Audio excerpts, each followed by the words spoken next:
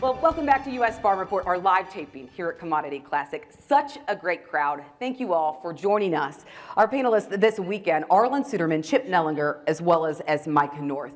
Arlan, big USDA report this week. I mean, we're waiting on this acreage report, but when you look at what happened, with soybean prices, we saw a cut to South America's crop, but I thought the market was getting exhausted by Argentina. So what was fueling soybeans this week? Well, it has been Argentina, and whenever we have a drought in Argentina, the funds love to buy soy meal, love to buy soybeans, and they're doing so again this year, or at least we're doing so until the report.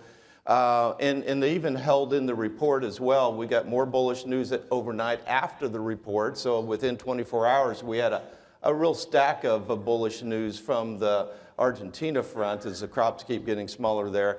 But we had trouble really sustaining that level. We're at levels now where the market's trying to ration demand, and it's starting to question, is that necessary with the big crop in Brazil? Because they have plenty of soybeans in Brazil. The increase in production in Brazil is basically almost equal to what we shipped to China all of last year. That's just the increase. So South America as a whole is in great shape. It's just the logistics of getting them to the crushing plants and where they're at. But also, we had a lot of headwinds from the outside markets and inflation, recession worries and everything, and that eventually caught up to the markets and created problems in soybeans trying to hold on to those gains.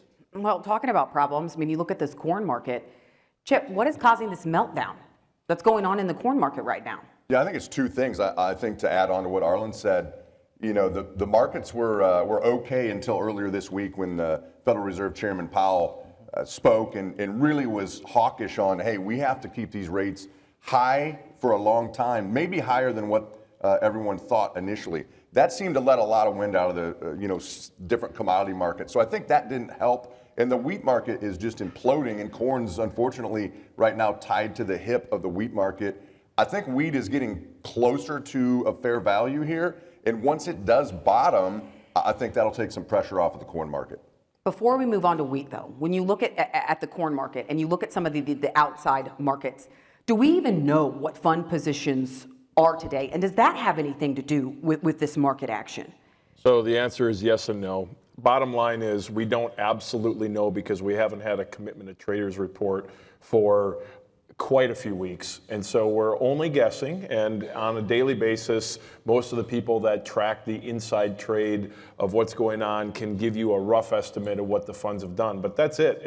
It's completely a finger in the air guess on what's going on, and that's where we stand. Is the market at all concerned about corn demand and how far we are off from the level? There's no question we are concerned about corn demand, and that got underscored in that USDA report when they cut exports again, which they took a pass on in February. They needed to. A 75 million bushel cut was in line with what we would expect given the path that we're on with exports. And you start looking at the fact that we've lost 50 million birds due to avian flu. You look at a small beef herd, you talk about the potential recession that's out in front of us, and any retraction in consumer demand on fuel will spark even more interest on the ethanol side. And so we're definitely concerned about demand.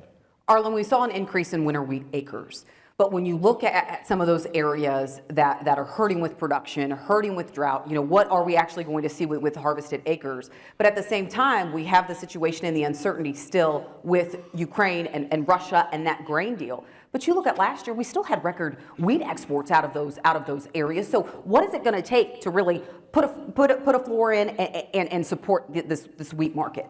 Well, first of all, the wheat market's a totally different animal than a lot of the others. If you look at soybeans, for example, virtually every bushel produced in the world is traded on the derivatives market at some point before it's consumed.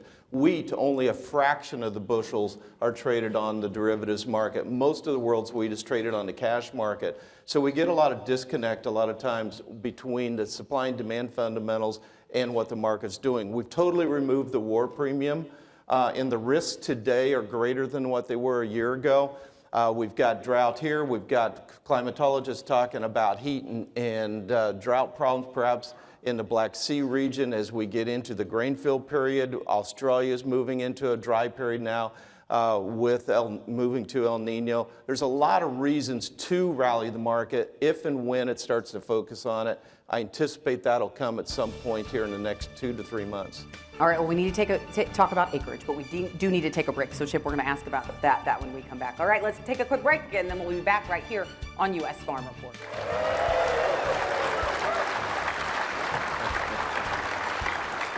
U.S. Farm Report is brought to you by Brandt, technology-driven nutrition that feeds your crop.